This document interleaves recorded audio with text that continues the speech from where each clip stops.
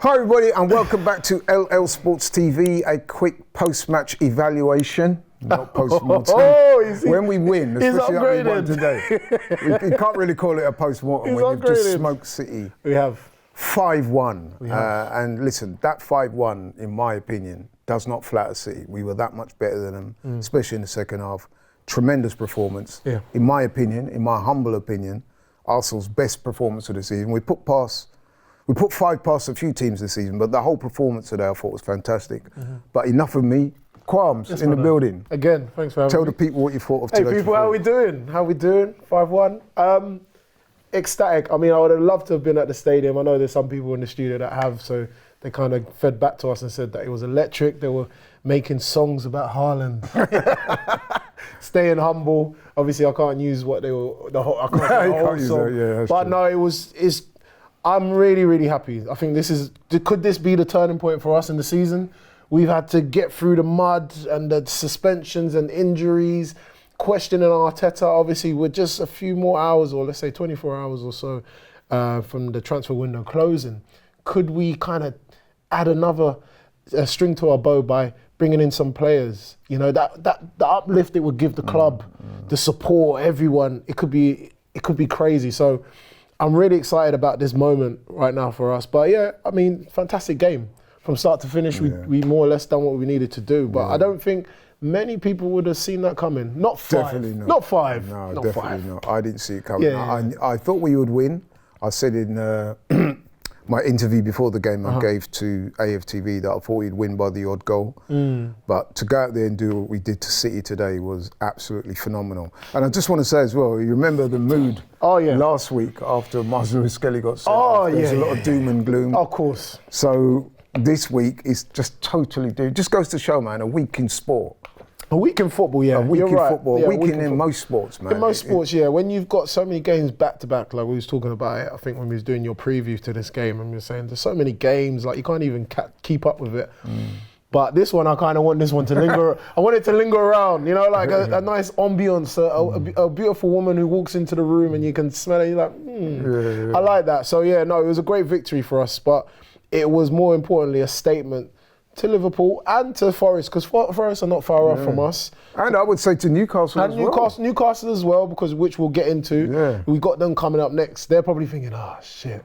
And this is the worst time to play Arsenal, let alone a team. But Arsenal, when you got your tails up, when we got that confidence, we was popping the ball around them, Laurie. Man. I don't know if there was any Olays in there, but I was screaming Olay because I was like, wow, we're playing triangles, equilateral triangles around Man City. You know, Pep, we cannot take anything away from what Pep has done to the Premier League and what he's done. He's dominated. He's been fantastic. Phenomenal. But, you know, people used to say or call Arteta, you know, like the substitute teacher. He doesn't know anything. He just copies the cone man. The cone man, you know what I mean? Just lay out the cones, water boy, all of these things. That was a big, big statement. Not just but in the sense of the shifting. We said Arne Slot came in and he done what he done with Liverpool. This is a shift between the master and the apprentice. So, no, you know what? You're so right, because immediately that game finished tonight, I said to 1 or 2 people, I think I said this to you as well, what I'm sensing is a bit of a mood change, because it wasn't just the win, it wasn't just the 3 points, it wasn't just the fact that, you know, and we're staying in touch with the title race. It was a whole energy around it, the manner of the win, the goals, the vibe. Oh, the goals. It's just giving you a renewed sense of vigour, if you like. So if we can get something against Newcastle, and then we haven't got a game at the weekend, so they're going away for a few days. Imagine when they come back. They're going to be even more on it. Hopefully with a new signing, but they're going to be even more on it. But going back to today's game, I mean, a goal after 2 minutes, that kind of set the tone, innit? Perfect start, What is it? We was pressing high, Odegaard pressing high, then Trossard kind of, I think it ricocheted off of Akanji, and who was there?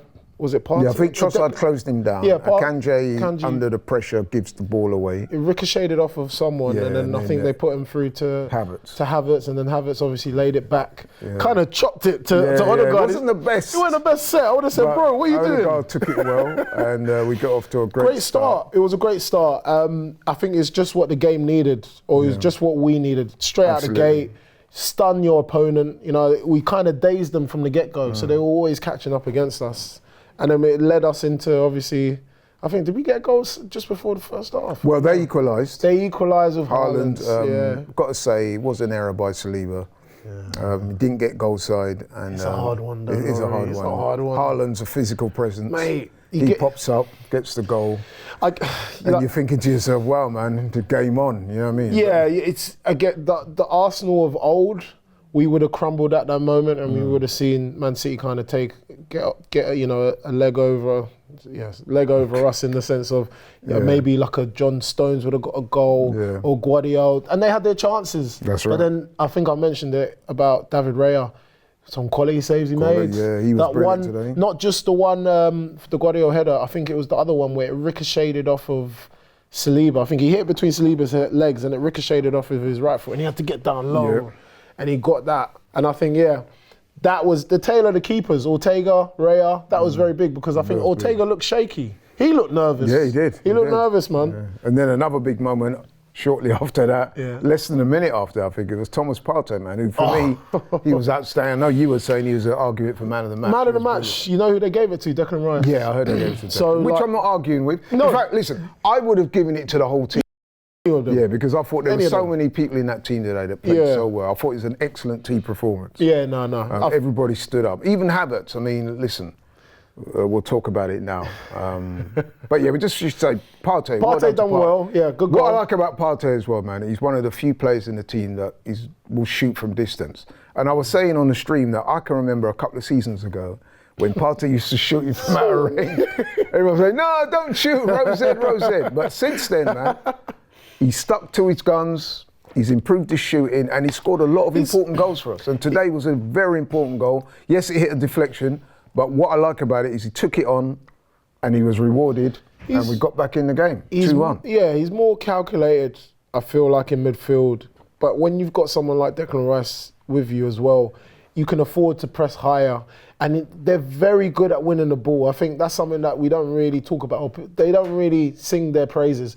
With the way that we nick the ball from players, and sooner or later we get that transition or the turnover is really, really good. But it was a deflected shot. But the amount of times Partey's managed to do that this season, I'm just, like I said, I'm happy that he hasn't been injured. He's done very well. His fitness has been good, and it was just something that I think it was the difference between us and Man City. Pep will obviously say because he didn't have Rodri this, Rodri that.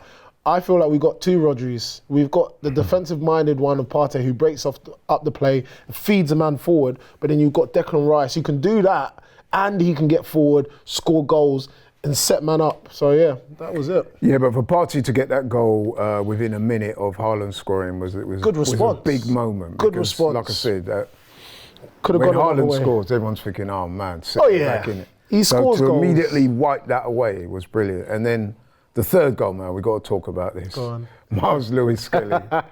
Wow, what a goal. And the celebration, was so audacious. Iconic. That was, iconic. It's iconic. It's one of those moments we will never, ever forget. He will never, ever forget. He lived up to the occasion. He played to the occasion. Obviously, I think, who was it? Declan Rice fed him the ball. And he took it, I remember he took it with one touch of his right, pushed it forward, put it forward with his left. He went into the space. Yeah. Again, where you're saying about Partey, about if you don't shoot, you don't score. The amount of times I've seen Arsenal players get on the edge of the box and instead of driving in and committing man and doing something, they like side to side, go to Martinelli, let's go over to the right. But he drove through the heart. There was a little gap and he attacked the space, swiveled it with his left foot onto his right and had the confidence to put enough power to put it past Ortega. Ortega, he's done a lot. Last season, I think he made some crucial saves against us. And, it's a brilliant goal, and then the celebration, goal. man. And for the uninitiated, the reason why he did that, I'm sure you all know, but I'll just feel like telling you. Fill him in. So he scores the goal, he does the sit down, and he does that, which you've obviously seen Haaland do. And the reason why he did that, because in the previous corresponding game with Man City, when they had the little ruckus at the end. Yeah. Who are you? Haaland said, no, you need to say, who are you? He said, who the F are you? F are you? So that was Miles Lewis-Skelly letting Haaland and everybody else know I think it was exactly who he was. Yeah, like I said, towards the end of my interview, and I was like, this isn't just like to Haaland, this was to everyone. Yeah. He, obviously, last week, he got sent off. Yeah, he was like, we're missing him for this game. I think someone made a comment and said that Michael Oliver was smart because he could foresee the future. So he sent off Lewis-Skelly just so he wouldn't do what he ended up doing. But no, an 18-year-old going swings and roundabouts in the sense of you've gone from that, the depth of being sent off for something that was was very unfair, to then getting it rescinded, having the mindset to stay composed, to not let the emotion, you mentioned it many a times, don't let the emotion, the occasion overcome it. And he manages to get a clinical goal that gets us 3 points against one of the biggest teams in the world. It's fantastic. When that goes in, that's pretty much game done. Oh, mate, there were scenes, absolute scenes in the studio, but there were scenes, I'm pretty sure, at the stadium. But yeah, that was great. That was free. Was that 3-1? Well done, young man. That was 3-1. That was 3-1. What about 10 minutes after that? Let's talk about that, man. Because Kai Havertz, let's be honest, man, when he missed that opportunity in the first half, he was getting a lot of stick. And I was trying to keep a lid on it. I could understand you guys' frustration. Once, it's like a role reverse. It's like we swap bodies. Because usually I'm the one that's like, nah, you'll get another chance. No, but you know what it is, right? I had seen in our previous game against Girona where Partey had been criticised for Girona's first goal. He was partially at fault. Remember, he let the guy run past him. And everyone was saying, right back, Partey's rubbish, and blah, blah, blah. And about 10 minutes later, he redeems himself by going on a run, which led to the penalty, which let us get back into the game. So today's game, when Havertz missed that chance, which, let's face it, he should have scored that easily, or at least got it on target. It was a very poor finish. I was kind of thinking back to that. I thought, you know what? He's got enough time to redeem him. He actually used the words redeem himself. Yeah, he did. And it took a while, but he got it. I said he'd get another chance. I said, let's see what he's like when he gets another chance, because missing a one like that would have taken a little bit out of him. We saw in the last game where he missed he missed a sitter, and then his whole game just went. It was a game, innit, when he missed 3 headers. He missed 3 headers, and you saw his body language, everything. I guess you have to credit, this is something that we have to credit Havertz about, like time and time again. He gets himself in these positions. Yes, he doesn't finish all of them, but he's always there. And I think that's something, that's a talent, or maybe a characteristic that Arteta loves about him, is that he's very resilient. You know? He deserves credit, very resilient. The whole stadium was against him. No, it's true. When he missed that, everyone was like, wow. Because it was a poor miss. It was. He could have gone to the right. As I said, the man redeemed himself, because that was an excellent finish, arguably as good as any of the others. I think, to be honest, I agree with that. But I think just the whole move itself, because it was broken up. But I think Saliba or Gabriel won the ball, passed it to Partey. Partey drove forward ahead of Kovacic and KDB, and then fed the ball. The amount of times I've complained about our team not transitioning quickly enough like a Liverpool. You've done that. If you look back at the game, or you look back at that particular goal, and you had Martinelli going, Odegaard was running, and I was like, yes, there's movement. This is like a 3 against 4, or 4 against 3. And Havertz even overlapped Martinelli. And we was talking about Havertz and his speed. Has he got speed or not?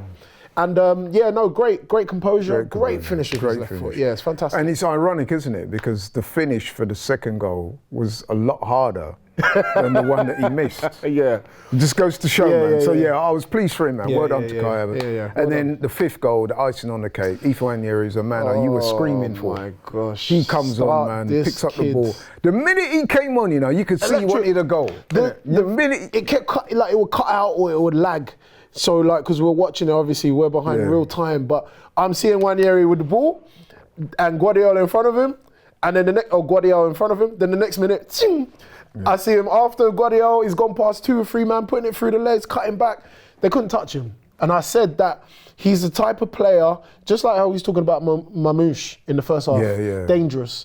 I said, City won't like Wannier because he moves everywhere. He's very, very good on the ball. He reminds me, I don't want to say it, but he's a great ball carrier like a Messi, like Lamine Yamal. They're very good. It's very hard to get the ball off of him. But that goal right there oozes aura. That oozes class. The great switch from Declan Rice, the first touch, and he said, you know what? I'm going to run at you, man. And this is what we're talking about in the Champions League. Yeah, we did. That's the confidence. We described him as the most exciting talent at Arsenal at the moment. I know that Saka's injured, so listen, Saka is the star boy, we all know that. But he is. Bro, Wannier, Werri is there. He brings a level of dynamism to the team that, listen, man, we need that. Yeah. So he wraps up the game 5-1. And for me, the biggest thing I take from that, like I said, a renewed sense of energy, vigour and purpose. Like I said, going into that Newcastle game now, there was a lot of doom and gloom a few weeks ago when we lost to Newcastle. Well, you said, look, just take it each game at a time. Yeah. But now we're here. But now in this moment. Yeah, we're going into that game with confidence because we are the form team. Newcastle have lost their last 2 games at home. They're on a little losing streak. The manager's bemoaning the form of some of the players, whereas we now, especially after that win today, we walk into Newcastle Stadium on Wednesday with our chests sticking out. Head up high, yeah. I'm not saying we're going to win. Yeah, peacocking. But we're far from like losers, man. We go in there and we've got a real chance, especially if we get an early goal. Don't even have to get an early goal, just need to score first. If we score first, it will be a very, very difficult game for Newcastle. Yes. And it's like their losses, you mentioned their losses, but they lost at home as well. Those last 2, I think, or one of them they lost at home. And you would expect Newcastle as a fortress. Yeah. There's a place where you can't really go and turn them over. No, I mean, listen, I know that they're going to crank it up for Wednesday, the fans. I don't think they will be as confident. I don't think the fan base will be as maybe not as confident, but they will crank it up. They will make it a bit of a cauldron, I would imagine that. Especially if we score first, but I can reckon there'll be a few empty seats. They'll be like, yo, I ain't sticking around for another 4 or 5. Let's see what this... You saw what they done with City. These men ain't going to be scared of Isaac this time. I think they've learned that lesson. Don't underestimate your opponent. But yeah, no, the Newcastle game will be good. But just going back to what you're saying, like about form, we haven't been playing badly. We haven't lost many games this season. No. Do you know what I mean? Was it Inter Milan? We're on a nice unbeaten Man United, Carabao Cup. It's like the odd 1 or 2 games we've lost. But apart from that, it's just been the draws or leading the game and then obviously we conceding 2 goals or whatever, the Villa game. So I think sometimes we don't actually realise how far we've come and what Arteta has done so far this season. And I just said, you know what?